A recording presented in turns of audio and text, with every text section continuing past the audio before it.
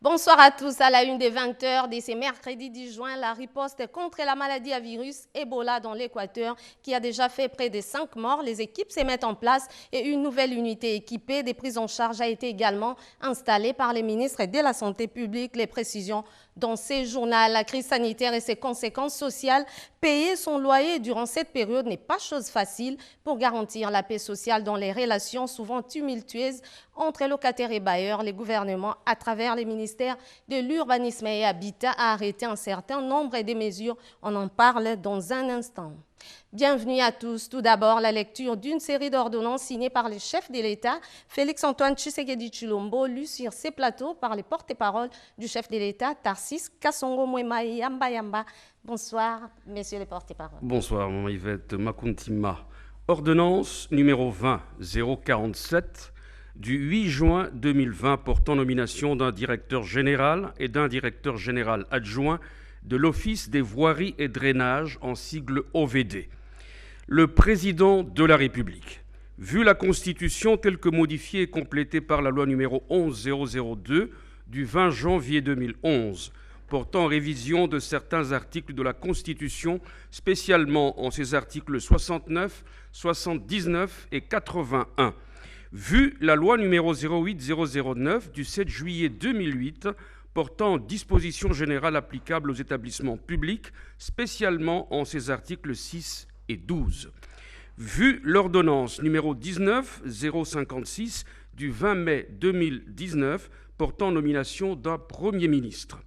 Vu l'ordonnance numéro 19-077 du 26 août 2019, portant nomination de vice-premier ministre, des ministres d'État, des ministres délégués et des vice-ministres. Vu l'ordonnance numéro 20-016 du 27 mars 2020 portant organisation et fonctionnement du gouvernement, modalités de collaboration entre le président de la République et le gouvernement, ainsi qu'entre les membres du gouvernement. Vu l'ordonnance numéro 020-017 du 27 mars 2020 portant les attributions des ministères, vu le décret numéro 0948 du 3 décembre 2009 portant les statuts d'un établissement public à caractère technique dénommé Office des voiries et drainages, en sigle OVD, spécialement en ses articles 8 et 16, vu le décret numéro 13056 du 13 décembre 2013 portant statut des mandataires publics dans les établissements publics, spécialement en ses articles 3, 4 et 5. Vu les dossiers personnels des intéressés, vu l'urgence et la nécessité, sur proposition du gouvernement, ordonne. Article 1er. Est nommé directeur général M. Victor Toumba Tchikela. Article 2. Est nommé directeur général adjoint M. Pico Mwempu Kanyanta Bilonda. Article 3. Sont abrogées toutes les dispositions antérieures contraires à la présente ordonnance. Article 4. Le ministre ayant les travaux publics dans ses attributions est chargé de l'exécution de la présente ordonnance qui entre en vigueur à la date de sa signature, faite à Kinshasa le 8 juin 2020, Félix-Antoine Tshisekedi Tshilombo, Sylvestre Ilunga Ilunkamba, Premier ministre, pour copie certifiée conforme à l'original le 8 juin 2020, le cabinet du président de la République, professeur Dr Désiré Cachemire Collongel-Bérande, directeur de cabinet intérimaire. Ordonnance numéro 20-048 du 8 juin 2020 portant nomination d'un directeur général et de 2 directeurs généraux adjoints de la Direction générale des impôts, en sigle DGI. Le président de la République, vu la Constitution telle que modifiée et complétée par la loi numéro 11-002 du 20 janvier 2011, portant révision de certains articles de la Constitution, spécialement en ses articles 69, 79 et 81. Vu la loi numéro 16-013 du 15 juillet 2016 portant statut des agents de carrière des services publics de l'État, vu l'ordonnance numéro 19-056 du 20 mai 2019 portant nomination d'un Premier ministre, Vu l'ordonnance numéro 19-077 du 26 août 2019 portant nomination des vice-premiers ministres, des ministres d'État, des ministres délégués et des vice-ministres, vu l'ordonnance numéro 20-016 du 27 mars 2020 portant organisation et fonctionnement du gouvernement, modalités de collaboration entre le président de la République et le gouvernement ainsi qu'entre les membres du gouvernement. Vu l'ordonnance numéro 020-017 du 27 mars 2020 fixant les attributions des ministères, vu tel que modifié et complété à ce jour le décret numéro 017-2003 du 2 mars 2003 portant création de la Direction générale des impôts, spécialement en son article 5, vu le décret numéro 18-2003 du 2 mars 2003 portant règlement l'administration relatif au personnel du carrière de la Direction générale des impôts, spécialement en ses articles 3, 4 et 5, vu les dossiers personnels des intéressés, vu l'urgence et la nécessité, sur proposition du gouvernement, ordonne. Article 1er, est nommé directeur général M. Barnabé Mwakadi Mwamba. Sont nommés directeurs généraux adjoints M. André Ngoy Yav Niziam, M. Abdon Etina Bekile Ipan. Article 3. Sont abrogées toutes les dispositions antérieures contraires à la présente ordonnance. Article 4.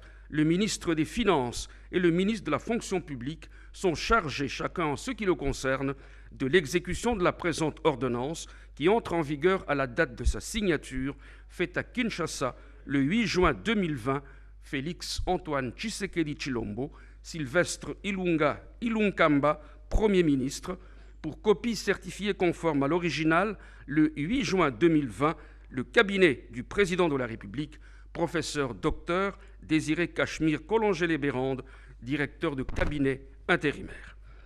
Ordonnance numéro 20-050 du 8 juin 2020 portant nomination des membres du conseil d'administration et de la direction générale d'une entreprise du portefeuille de l'État dénommée Caisse générale d'épargne du Congo, en sigle CADECO SA. Le président de la République, vu la Constitution de la République démocratique du Congo, telle que modifiée par la loi numéro 11002 du 20 janvier 2011, portant révision de certains articles de la Constitution du 18 février 2006, spécialement en ses articles 69, 79 et 81, vu la loi numéro 8007 du 7 juillet 2008, portant dispositions générales relatives à la transformation des entreprises publiques, spécialement en ses articles 2 et 4, vu la loi numéro 08010 du 7 juillet 2008, fixant les règles relatives à l'organisation et à la gestion du portefeuille de l'État, spécialement en ses articles 3, 9, 10, 11 et 13. Vu l'ordonnance numéro 19-056 du 20 mai 2019 portant nomination d'un Premier ministre. Vu l'ordonnance numéro 19-077 du 26 août 2019 portant nomination des vice-premiers ministres, des ministres d'État, des ministres délégués et des vice-ministres, vu l'ordonnance numéro 20-016 du 27 mars 2020 portant organisation et fonctionnement du gouvernement, modalités de collaboration entre le président de la République et le gouvernement ainsi qu'entre les membres du gouvernement. Vu l'ordonnance numéro 20-017 du 27 mars 2020 fixant les attributions des ministères, vu le décret numéro 13-055 du 13 décembre 2013 portant statut des mandataires publics dans les entreprises du portefeuille de l'État, spécialement en ses articles 3, 4 et 5, vu les statuts des caisses générales d'épargne du Congo, en sigle CADECO SA, vu la nécessité et l'urgence, sur proposition du gouvernement, ordonne. Article 1er, sont nommés membres du conseil d'administration les personnes dont les prénoms, noms et post-noms suivent. 1. M. Boupila Houssen Modja. 2. M. Emmanuel Nalukoma Balibuno. 3. Mme Juliette Mbambu Mougolé. 4. M. Jean-Pierre Dikoma Kitenge. 5. M. Adolphe Amissi Makutano. 6. Madame Lydie Baopoko Baïke. 7. Monsieur Dedi Ngoï Ngoï. 8. Madame Odiane Lokako. 9. Monsieur Longwango Nsele Lomo. Article 2. Sont nommés aux fonctions en regard de leur prénom, nom et post-nom les personnes ci-après. 1. Monsieur Boupila Hussein Modja, président du conseil d'administration.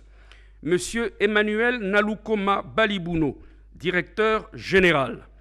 Madame Juliette Mbambu Mougolé, directeur général adjoint. Article 3.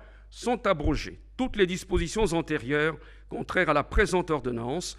Article 4. Le ministre du portefeuille est chargé de l'exécution de la présente ordonnance qui entre en vigueur à la date de sa signature, faite à Kinshasa le 8 juin 2020, Félix Antoine Tshisekedi Tshilombo, Sylvestre Ilunga Ilunkamba, Premier ministre, pour copie certifiée conforme à l'original, le 8 juin 2020, le cabinet du président de la République, professeur docteur Désiré Cachemire Collongel-Bérande, directeur de cabinet intérimaire. Ordonnance numéro 20-051 du 8 juin 2020 portant nomination des membres du conseil d'administration et de la direction générale d'une entreprise du portefeuille de l'État, dénommée Ligne maritime congolaise, en sigle LMCSA. Le président de la République. Vu la Constitution de la République démocratique du Congo telle que modifiée par la loi numéro 11-002 du 20 janvier 2011 portant révision de certains articles de la Constitution du 18 février 2006, spécialement en ses articles 69, 79 et 81. Vu la loi numéro 08007 du 7 juillet 2008 portant dispositions générales relatives à la transformation des entreprises publiques, spécialement en ses articles 2 et 4. Vu la loi numéro 08010 du 7 juillet 2008 fixant les règles relatives à l'organisation et à la gestion du portefeuille de l'État, spécialement en ses articles 3, 9, 10, 11 et 13. Vu l'ordonnance numéro 19056 du 20 mai 2019 portant nomination d'un Premier ministre. Vu l'ordonnance numéro 19077 du 26 août 2019 portant nomination des vice-premiers ministres, des ministres d'État, des ministres délégués et des vice-ministres, vu l'ordonnance numéro 20-016 du 27 mars 2020 portant organisation et fonctionnement du gouvernement, modalités de collaboration entre le président de la République et le gouvernement, ainsi qu'entre les membres du gouvernement.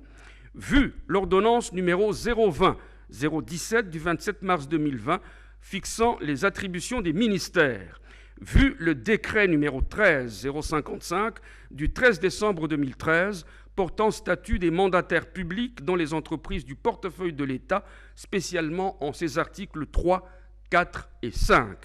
Vu les statuts des lignes maritimes congolaises, en sigle LMC-SA, vu la nécessité et l'urgence, sur proposition du gouvernement, ordonne.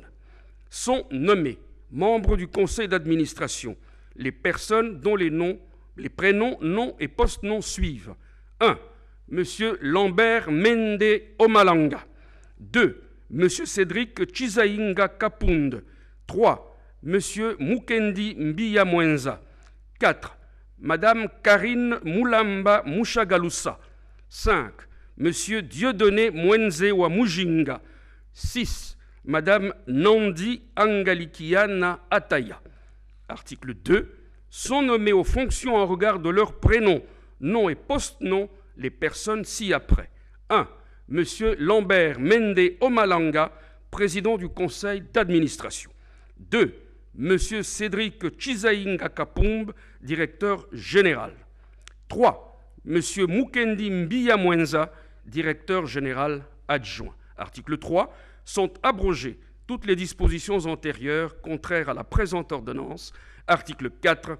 Le ministre du portefeuille est chargé de l'exécution de la présente ordonnance qui entre en vigueur à la date de sa signature, faite à Kinshasa le 8 juin 2020, Félix Antoine Tshisekedi Tshilombo, Sylvestre Ilunga Ilunkamba, Premier ministre, Pour copie certifiée conforme à l'original, le 8 juin 2020, le cabinet du président de la République, professeur Dr Désiré Cachemire Collongé-les-Bérandes, directeur de cabinet intérimaire.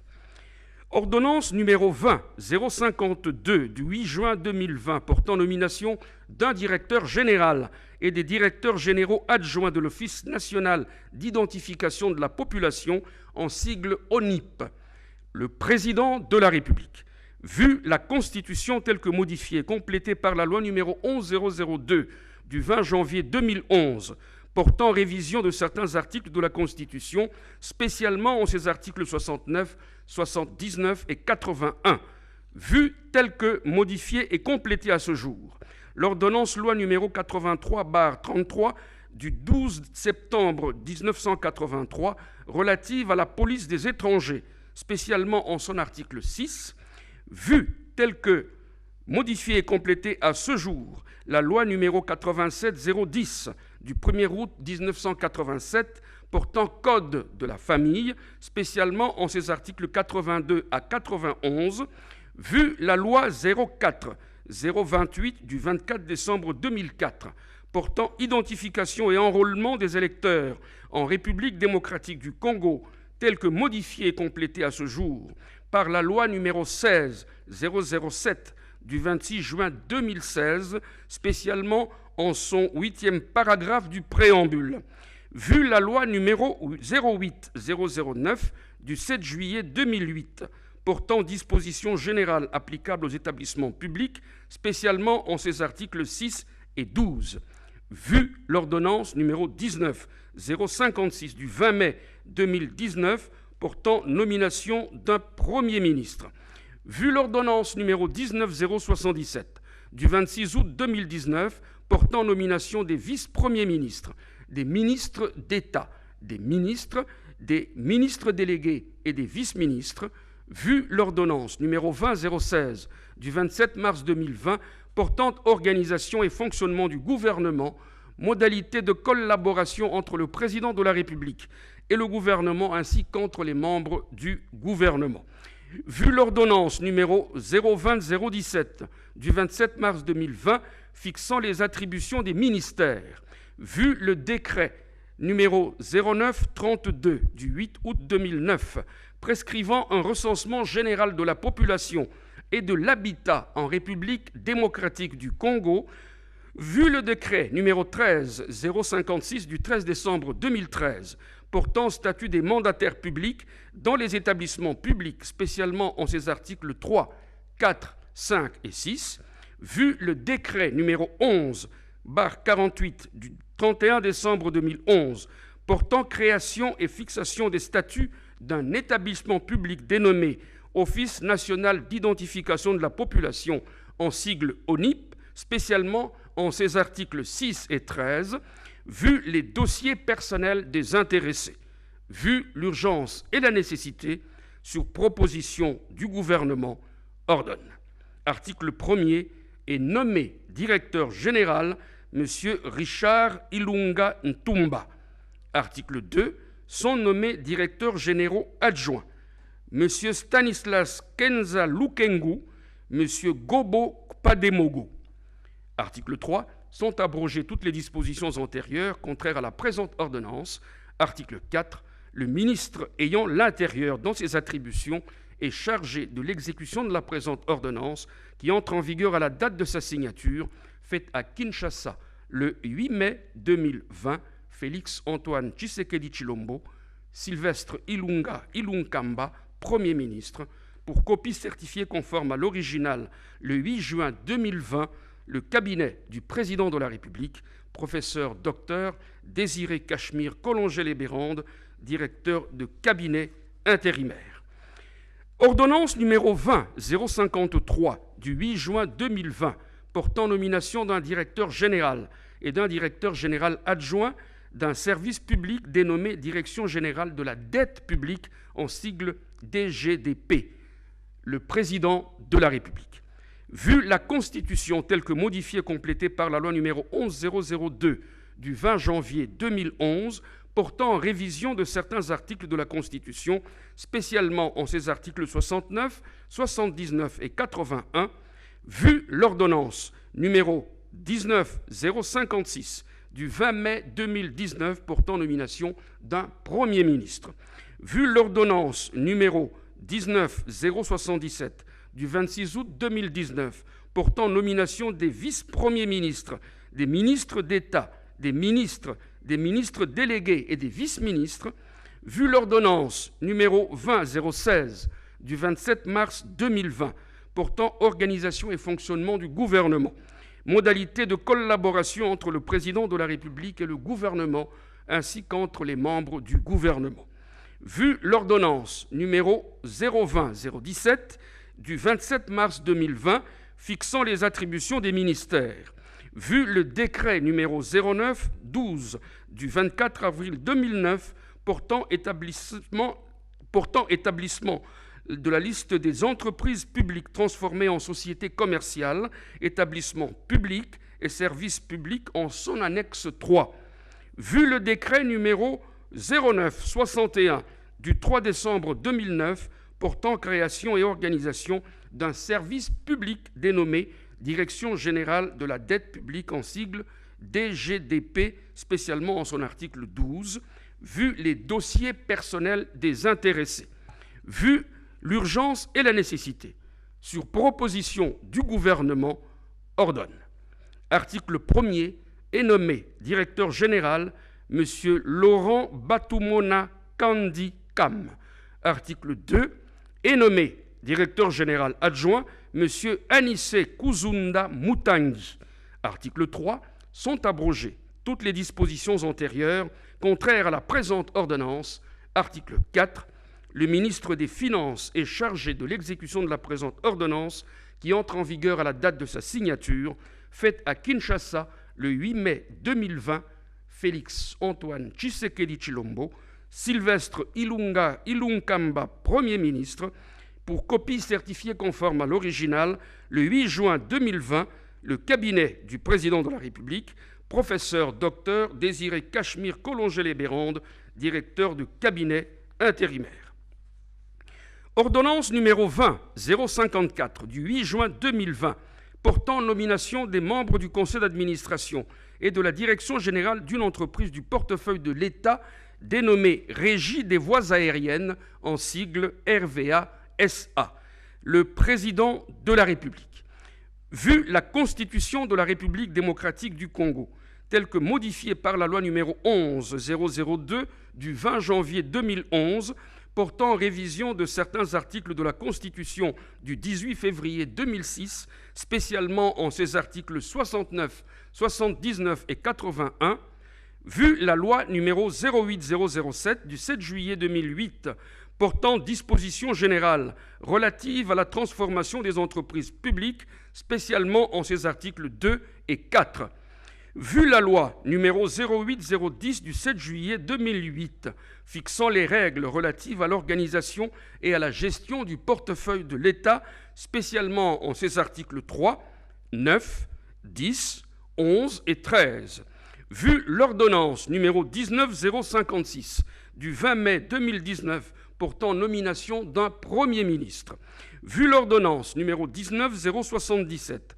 du 26 août 2019 portant nomination des vice-premiers ministres, des ministres d'État, des ministres délégués et des vice-ministres, vu l'ordonnance numéro 20-016 du 27 mars 2020 portant organisation et fonctionnement du gouvernement, modalités de collaboration entre le président de la République et le gouvernement, ainsi qu'entre les membres du gouvernement. Vu l'ordonnance numéro 020-017 du 27 mars 2020 fixant les attributions des ministères, vu le décret numéro 13-055 du 13 décembre 2013 portant statut des mandataires publics dans les entreprises du portefeuille de l'État, spécialement en ses articles 3, 4 et 5, vu les statuts de la Régie des voies aériennes en sigle RVA-SA, vu la nécessité et l'urgence, sur proposition du gouvernement, ordonne. Article 1er. Sont nommés membres du conseil d'administration les personnes dont les prénoms, noms et post-noms suivent. 1. Monsieur Bienvenu Liota Njoli. 2. Monsieur Bilengue Abdallah. 3. Monsieur Pambou Pambou William. 4. Monsieur Louis Blaise Londolé Lokoy. 5. Monsieur Juvenal Mounoubo Moubibi. 6. Monsieur Lambert Sango Sango Nonga.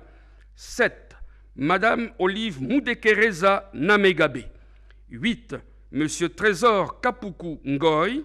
9. Madame Filia Kaindo Chipassa. Article 2. Sont nommés aux fonctions en regard de leur prénom, nom et post-nom les personnes ci-après. 1. Monsieur Bienvenu Liotan Joly, président du conseil d'administration. 2. Monsieur Bilengue Abdallah, directeur général. Monsieur William Pambou Pambou, directeur général adjoint. Article 3. Sont abrogées toutes les dispositions antérieures contraires à la présente ordonnance. Article 4. Le ministre du portefeuille est chargé de l'exécution de la présente ordonnance qui entre en vigueur à la date de sa signature, faite à Kinshasa le 8 juin 2020, Félix Antoine Tshisekedi Tshilombo, Sylvestre Ilunga Ilunkamba, Premier ministre, pour copie certifiée conforme à l'original, le 8 juin 2020, le cabinet du président de la République, professeur docteur Désiré Cachemire Collongel-Béronde, directeur de cabinet intérimaire. Enfin, ordonnance numéro 20-055 du 8 juin 2020 portant nomination des membres du conseil d'administration et de la direction générale d'une entreprise du portefeuille de l'État dénommée Société commerciale des transports et des ports en sigle SCTP-SA. Le président de la République. Vu la Constitution de la République démocratique du Congo, telle que modifiée par la loi numéro 11-002 du 20 janvier 2011 portant révision de certains articles de la Constitution du 18 février 2006, spécialement en ses articles 69, 79 et 81, vu la loi numéro 08-007 du 7 juillet 2008 portant dispositions générales relatives à la transformation des entreprises publiques, spécialement en ses articles 2 et 4. Vu la loi numéro 08-010 du 7 juillet 2008 fixant les règles relatives à l'organisation et à la gestion du portefeuille de l'État, spécialement en ses articles 3, 9, 10, 11 et 13. Vu l'ordonnance numéro 19-056 du 20 mai 2019 portant nomination d'un Premier ministre. Vu l'ordonnance numéro 19-077 du 26 août 2019 portant nomination des vice-premiers ministres, des ministres d'État, des ministres délégués et des vice-ministres, vu l'ordonnance numéro 20-016 du 27 mars 2020 portant organisation et fonctionnement du gouvernement, modalités de collaboration entre le président de la République et le gouvernement ainsi qu'entre les membres du gouvernement. Vu l'ordonnance numéro 020-017 du 27 mars 2020 fixant les attributions des ministères, vu le décret numéro 13-055 du 13 décembre 2013 portant statut des mandataires publics dans les entreprises du portefeuille de l'État, spécialement en ses articles 3, 4 et 5, vu les statuts de la Société commerciale des transports et des ports en sigle SCTP-SA, vu la nécessité et l'urgence, sur proposition du gouvernement, ordonne. Article 1er. Sont nommés membres du conseil d'administration les personnes dont les prénoms, noms et post-noms suivent. 1. Monsieur José Makila Soumanda. 2. Monsieur Franklin Mabaya Bongila. 3. Monsieur Gabin Loulendu Moussoumari. 4. Monsieur Emmanuel Mbo Mundengi. 5. Monsieur Daniel Mwananteba. 6. Madame Antoinette Kipoulou. 7. Monsieur Nopes Kibiswa Kwabene. 8. Monsieur Antoine Zangi Ngelengbi. 9. Monsieur Frey Nkumu. 10. M. Francis Mapanze Mangolé. Article 2. Sont nommés aux fonctions en regard de leur prénom, nom et post-nom les personnes ci-après. 1. M. José Makila Soumanda, président du conseil d'administration. 2. M. Franklin Mabaya Bongila, directeur général. 3. M. Gabin Loulendou Moussoumari, directeur général adjoint. Article 3. Sont abrogées toutes les dispositions antérieures contraires à la présente ordonnance. Article 4. Le ministre du portefeuille est chargé de l'exécution de la présente ordonnance qui entre en vigueur à la date de sa signature, faite à Kinshasa le 8 juin 2020. Félix Antoine Tshisekedi Tshilombo, Sylvestre Ilunga Ilunkamba, Premier ministre, pour copie certifiée conforme à l'original le 8 juin 2020, le cabinet du président de la République, professeur Dr Désiré Cachemire Collongé-les-Bérondes, directeur du cabinet intérimaire.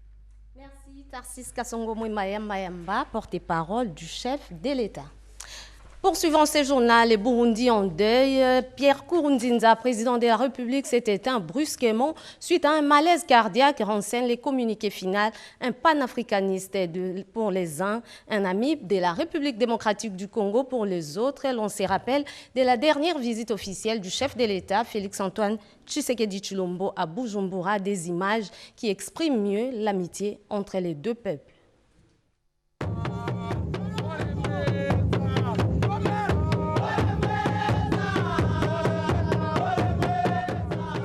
Les Burundais sont encore sous les chocs après l'annonce de la disparition brutale de leur président de la République, Pierre Nkurunziza. Arrivé à la tête du Burundi en 2005 après une lutte armée et les accords d'Arusha, Pierre Nkurunziza, alors âgé de 40 ans, s'était engagé au cours de son premier quinquennat dans la voie du pluralisme politique et de la dynamique de la démocratisation de son pays. Mort à l'hôpital du cinquantenaire de Karuzi des suites d'un arrêt cardiaque selon les communiqués officiels, le président burundais y était admis dans la nuit de samedi à dimanche pour un malaise à première vue bénin. Dans l'avant-midi de ce lundi, son état de santé s'était dégradé brutalement après un arrêt cardiaque à l'âge de 55 ans. Un deuil national de 7 jours est décrété à travers le pays en vue de rendre hommage à son chef de l'État qui a dirigé le pays pendant 15 ans. Pierre Nkurunziza devait rester en fonction jusqu'au 20 août prochain, date d'investiture de son successeur et dauphin le général Évariste Ndayishimiye, vainqueur de l'élection présidentielle du 25 mai dernier. Malgré ses lourdes charges d'État, le président Pierre Nkurunziza était un chrétien évangéliste actif. Il n'hésitait pas à partager son temps entre l'Église et la présidence de la République. Il était aussi connu pour son amour du sport, lui-même un sportif patenté. Dans le souci de redynamiser les relations diplomatiques entre tous les voisins, le président de la République, Félix Antoine Tshisekedi Tshilombo, avait fait le déplacement de Bujumbura l'année dernière pour rencontrer son homologue Pierre Nkurunziza. Les deux chefs d'État s'étaient engagés pour la promotion d'une coexistence pacifique et une parfaite relation de bon voisinage. Ayant appris la nouvelle de son décès inopiné, le chef de l'État, Félix Antoine Tshisekedi Tshilombo, a adressé un message de condoléances au peuple burundais ainsi qu'à sa famille biologique.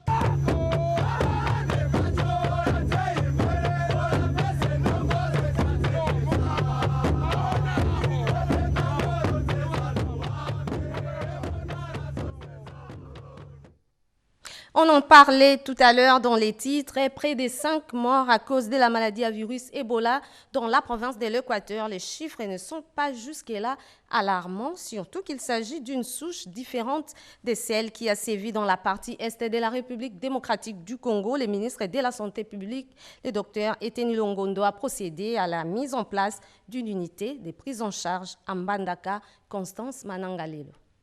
Ici, aux alentours de l'hôpital général des références de Ouangata, que sera érigé le nouveau centre de traitement de la maladie à virus Ebola. Le patron du secteur de la santé, le docteur Etienne Ilongondo, qui tient à tout prix à sortir le plus vite possible les habitants de Mbandaka de ces cauchemars, s'active à ce que ce centre de traitement soit terminé dans le meilleur délai. L'idée est que les malades ne côtoient pas les mêmes installations avec les autres malades, comme le confirment les représentants de International Medical Corps, structure chargée d'aménager les sites. Il est difficile d'estimer le budget parce que les aspects de construction et de prise en charge des patients, selon l'expérience que nous avons, sont très coûteux. Néanmoins, les travaux d'aménagement ont déjà débuté et ce sont les discussions que nous avons eues avec son Excellence, Monsieur le ministre de la Santé et le ministre provincial de la Santé ainsi que le gouverneur. Nous sommes convenus de commencer par une construction plus rapide, donc pour que déjà dans une semaine nous soyons capables d'accommoder le premier patient. On ne va pas faire du dur dans un premier temps parce qu'on veut être plus rapide dans la construction et pouvoir désengorger les sites actuels et opérer rapidement les centres de traitement. De son côté, l'UNICEF réitère son soutien au gouvernement congolais. Il y a des vaccinations qui ont déjà eu lieu et qui vont continuer. Il y a des vaccinateurs qui sont venus pour former les personnes de Mbandaka. Il y a à peu près 60 mètres cubes que l'UNICEF vient d'amener. Il y a un premier avion qui est arrivé avant-hier, un avion demain. Donc on essaye effectivement de répondre avec beaucoup de réactivité pour étouffer ce début de maladie et ne pas le laisser perdurer. Le centre de traitement de Ouangata aura une capacité d'accueil de près de 40 lits. Le ministre de la Santé, Etienne Ilongondo, qui représente le gouvernement, tient à l'éradication totale de ces deux épidémies qui frappent simultanément la province de l'Équateur. C'est ce qui justifie ces nombreuses visites sur terrain. Patricia Nseya, c'est les tickets UDPS au poste de premier vice-président de la Chambre basse du Parlement en remplacement de Jean-Marc Kaboun. L'élu d'Elikassi a échangé avec les réseaux des femmes parlementaires de cette Chambre. C'était en présence de la présidente de l'Assemblée nationale, Janine Mabunda Lioko, Sylvie Moembo et Bernard Bodo pour les comptes rendus.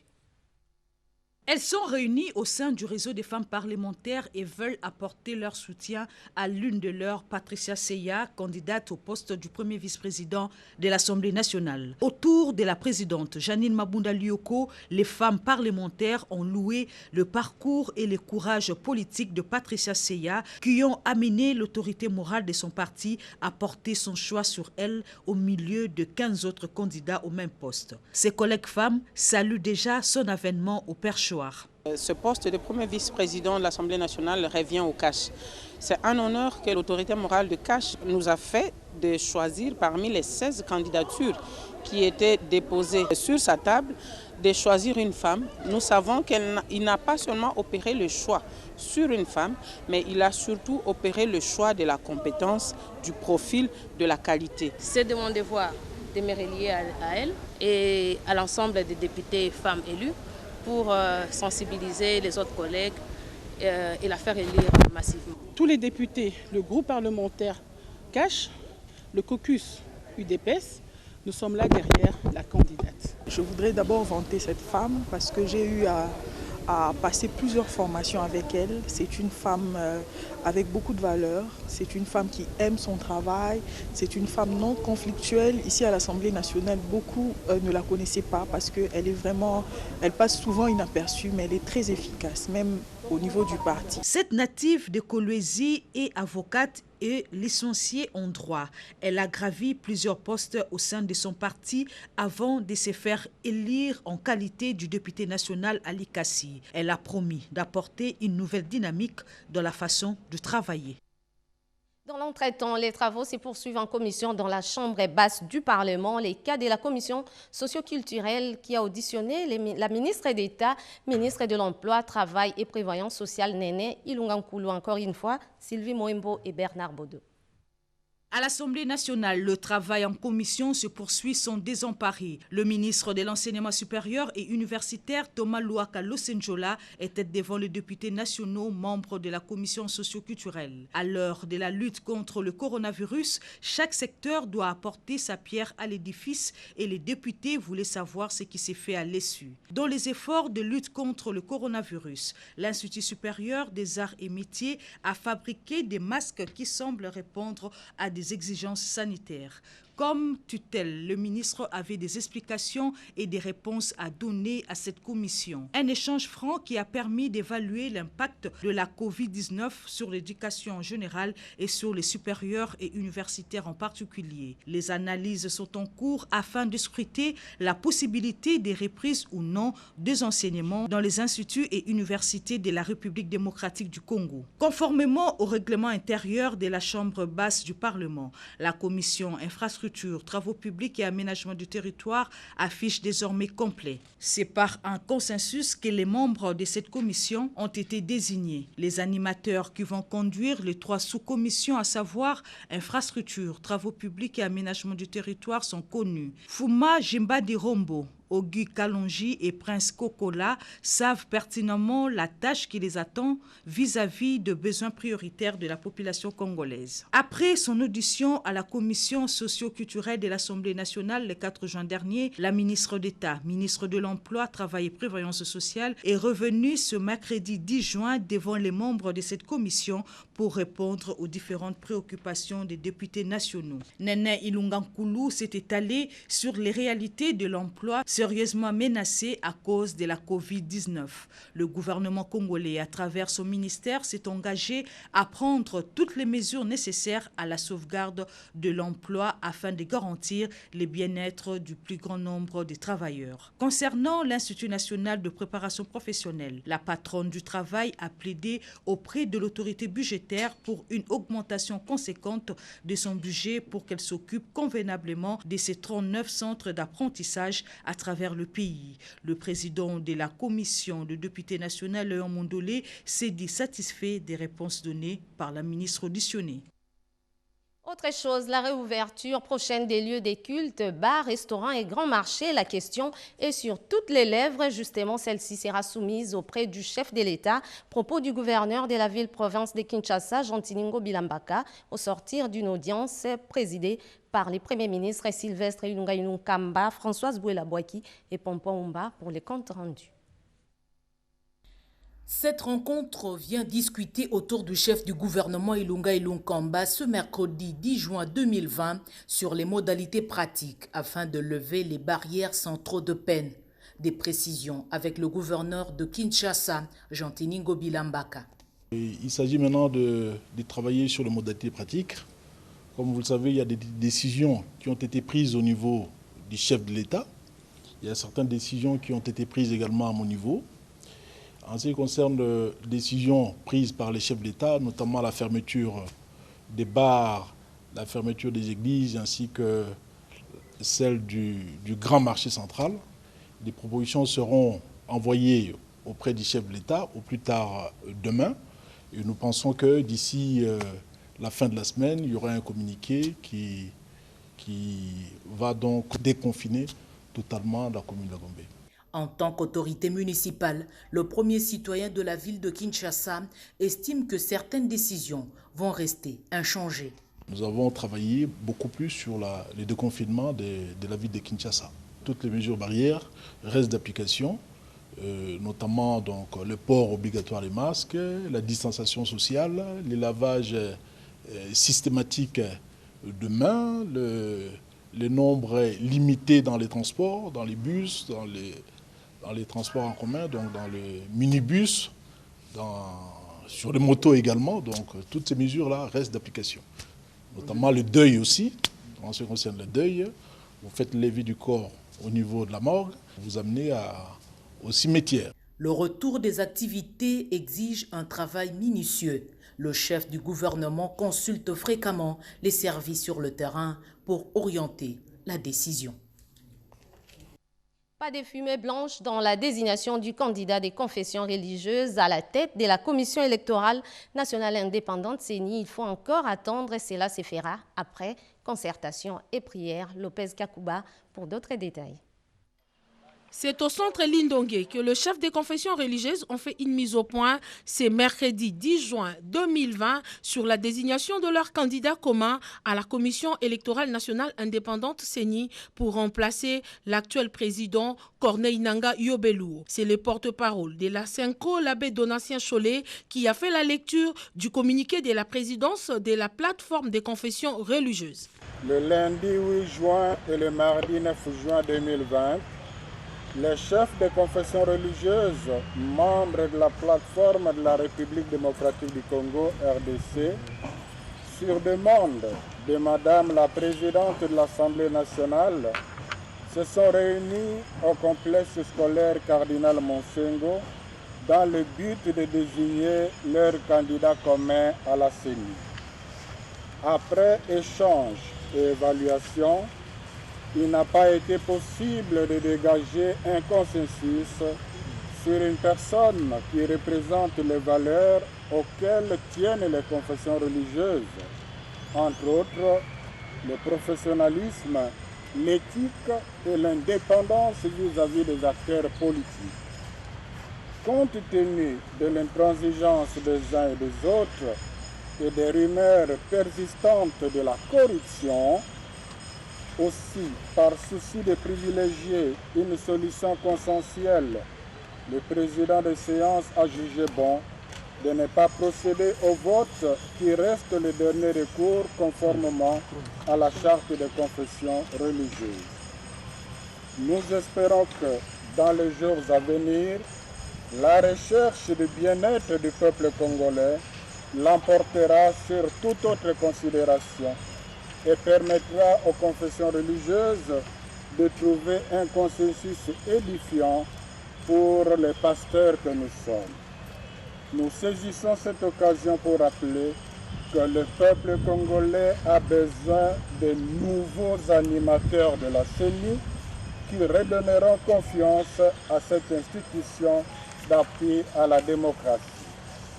En marge de cet exercice du choix du candidat commun de la plateforme des confessions religieuses à la CENI, la SENCO et l'ECC informent l'opinion qu'elles font partie du consortium pour les réformes électorales auxquelles elles tiennent.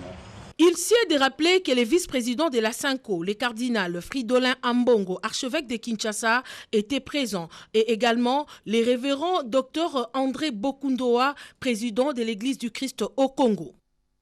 L'Ituri, province en proie à des conflits récurrents, voit naître un projet de mise en place d'une cour militaire, projet porté par un collectif d'avocats et certaines associations de défense des droits de l'homme dans le but d'instaurer une justice réellement équitable et qui rime avec la vision d'un état de droit du président de la République, Félix-Antoine Tshisekedi Tshilombo, Renette Koulonga, pour d'autres précisions. Le projet de la lutte contre l'impunité pour un état de droit. C'est ce qui est à la base de l'implantation d'une cour militaire opérationnelle dans la province de l'Ituri, adressée au chef de l'État, Félix-Antoine Tshisekedi Tshilombo.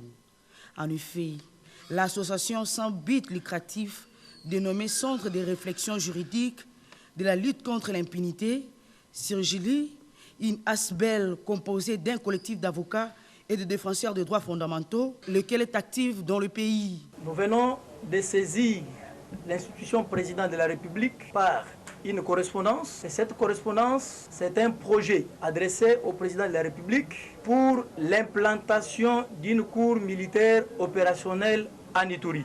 Et l'avantage encore de cette cour est que qui n'a pas de limites sur la compétence territoriale. Tant une cour exceptionnelle est justiciable devant cette cour, quel que soit son rang, quel que soit son grade. Voilà un peu l'avantage. Et les arrêts de cette cour ne sont pas frappés d'appel. C'est une cour qui statue en premier et en dernier ressort. Voilà le but de notre rencontre en ce jour.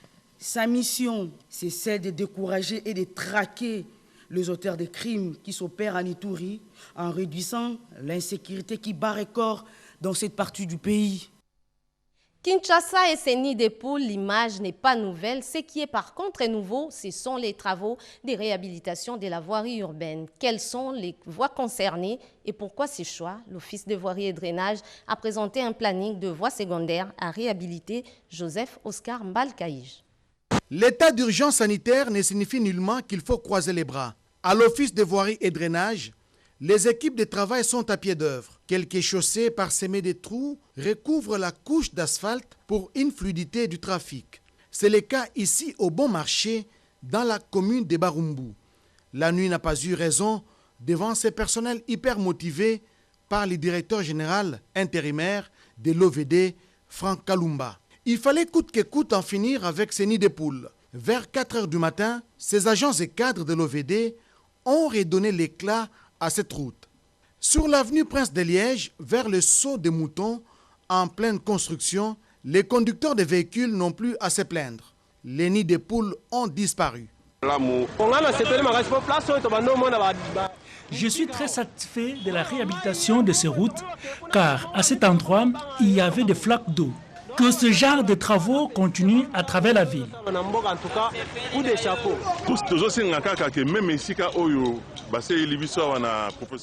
Nous demandons à tous les Congolais de protéger cette chaussée.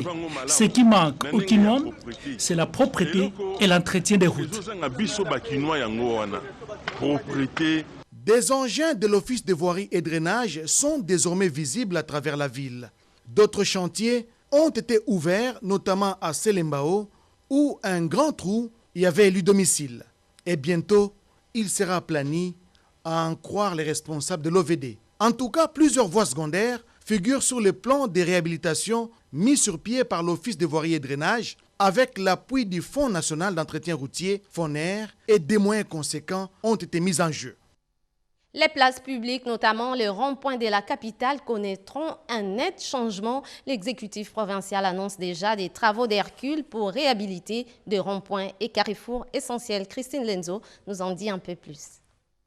D'ici peu, quelques carrefours ou ronds-points deviendront modernes et c'est grâce à ces nouveaux projets d'embellissement pilotés par l'Hôtel de Ville de Kinshasa à travers son programme Kinbopeto. Les coordonnateurs de Kinbopeto, Germain Poundou, il travaille en collaboration avec Madame l'ingénieure Thérèse Kirongozi. Cette dernière va se charger de décorer ces ronds-points sélectionnés avec des fleurs pour en faire un point de vente. Ce sera une fierté pour nous tous, des habitants de Kinshasa, d'avoir ce souci-là d'améliorer la qualité de la propriété de notre ville. Pour ce faire, cette femme entrepreneur compte y installer des places pour se mettre des étalages. Question de permettre aux Kinois de respirer l'air frais et d'inhaler la bonne odeur de fleurs. Aussi, de bien opérer leur choix pour l'achat de fleurs de toute qualité. C'est dans ce cadre que le ministre provincial des infrastructures a organisé une visite pour inspecter les lieux, aussi vérifier l'avancement des travaux.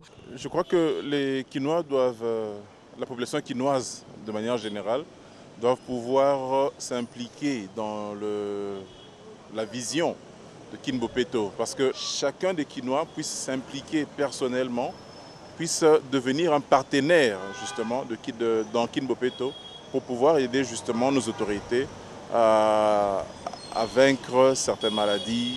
Actuellement, on est au niveau du bétonnage des alentours. Cette modernisation prendra fin avant la saison de pluie. Rappelons par ailleurs que ces projets d'embellissement de quelques ronds-points qui a rencontré l'approbation du gouverneur de la ville de Kinshasa, Jean-Tini Ngobila, donnera aussi de l'emploi aux jeunes désœuvrés et chômeurs. À peu près 8 jeunes pourront être embauchés pour l'entretien de chaque espace. L'occasion pour elle d'inviter les opérateurs économiques de lui prêter main forte pour la matérialisation rapide du dit projet. Adopté récemment au Conseil des ministres, le plan stratégique national de lutte contre les violences basées sur le genre s'ajoute à l'arsenal des mesures et mécanismes de protection des victimes de cette forme de violence. D'autres explications à travers ces commentaires. C'est l'aboutissement d'un processus laborieux qui commence en 2009 suite à la gravité de la situation liée aux violences sexuelles exacerbées par les conflits armés dans la partie est de la République démocratique du Congo. Le ministère du Genre, Enfants et Familles, avec l'appui des partenaires techniques et financiers, a travaillé d'arrache-pied à l'élaboration d'une stratégie nationale de lutte contre les violences basées sur les genres qui, au fil des années, a présenté des faiblesses pour ouvrir la voie à sa révision. Aujourd'hui adopté en Conseil des ministres, ces documents révisés comportent 7 composantes, 28 résultats attendus et 129 activités à entreprendre durant 5 ans pour une lutte efficace contre les violences. De la validation technique par l'ensemble des acteurs à la validation politique, ces documents vont permettre l'accélération de la lutte contre les violences faites aux femmes, note la ministre d'État, ministre du Genre, Enfants et Familles, Béatrice Loméa-Atilité, qui a porté ces documents à la connaissance du Conseil des ministres. La lutte contre les violences basées sur le genre se justifie cependant à cause des graves conséquences les femmes victimes, notamment la transmission et la contamination des infections sexuellement transmissibles et du VIH-Sida, perte de confiance en soi, la déshumanisation et l'exclusion communautaire. Un pas important vient d'être franchi pour la République démocratique du Congo dans la lutte contre les violences basées sur le genre. Parlons environnement dans ce journal. Les bois des îlots du fleuve Congo ne feront plus l'objet d'une exploitation ou encore commercialisation. Les ministres de l'Environnement et Développement durable, Claude Nyamugabo Baziboué, est formel dans sa note circulaire, nous dit Lopez Kakouba.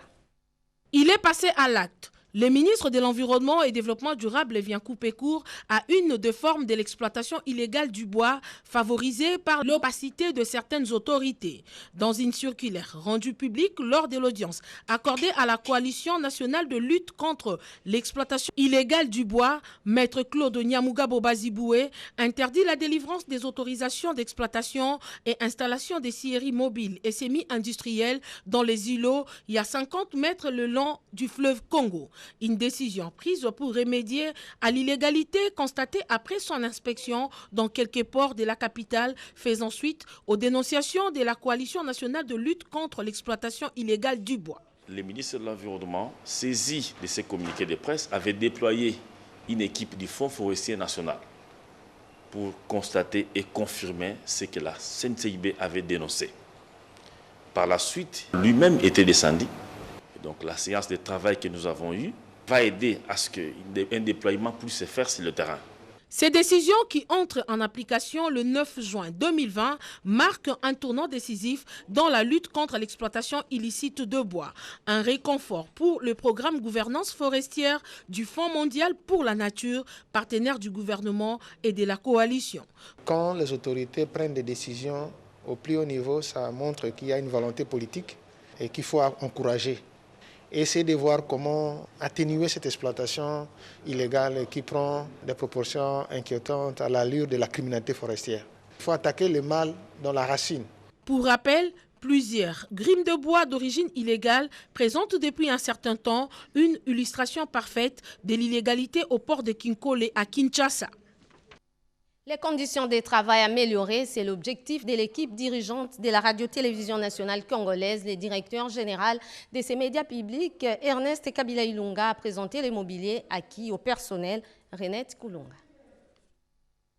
Dans le souci d'obtenir des cadres et agents de la RTNC un rendement appréciable en le mettant dans des conditions de travail favorables, le directeur général de cette entreprise publique, Ernest Kabila Ilunga, vient de réceptionner le meuble fabriqué par un fils du pays connu sous le nom de Papa Commanda. À cette occasion, ce dernier confirme un contrat de partenariat conclu entre ses ateliers et la RTNC pour consommer congolais. On a grandi dans l'art de fabriquer de meubles. Pour la simple raison que Papa Commanda a été sollicité par plusieurs pays qui environnent la RDC. Papa Commanda vaut quelque chose dans l'art de même. Symboliquement, pour remettre aux cadres et agents de la RTNC ces instruments de travail confortables, le directeur général de la RTNC, Ernest Kabila Ilunga, en présence de son adjoint, Freddy Moulumba.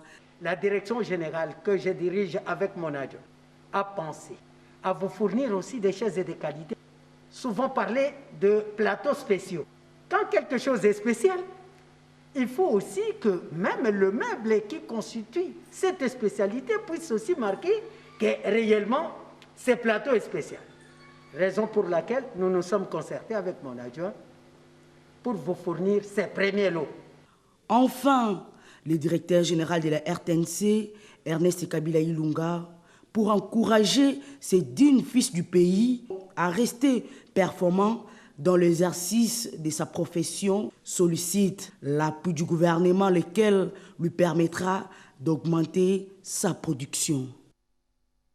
Communiqué nécrologique avant de boucler complètement ce journal, la grande famille Massembe a les profonds regrets de vous annoncer le décès de leur papa, oncle, grand frère et grand-père, messieurs Massembe Kitoka Augustin Omas, pour les intimes, survenu le 8 juin 2020 à la clinique Ngaliema des suites d'une courte maladie. Le programme des obsèques se présente de la manière suivante. La levée du corps de l'hôpital du Cinquantenaire est prévue ce jeudi 11 juin 2020 à 9h, suivi directement de l'enterrement à la nécropole entre terre et ciel dans les respects stricts des mesures de distanciation. Le deuil se tient en sa résidence familiale, 6 avenue Onatra, numéro 4377, quartier Bon Marché dans la commune de Barumbu, référence entrée paroisse Saint-Éloi, rond-point Kabambaré. Ces communiqués tient lieu de faire parfait à Kinshasa le 10 juin 2020 pour la grande famille Massembe. Fin de ce journal, l'actualité revient à minuit avec Getty Omatukumatete. Ne quittez pas vos fauteuils, passez une agréable soirée sur nos antennes. Au revoir.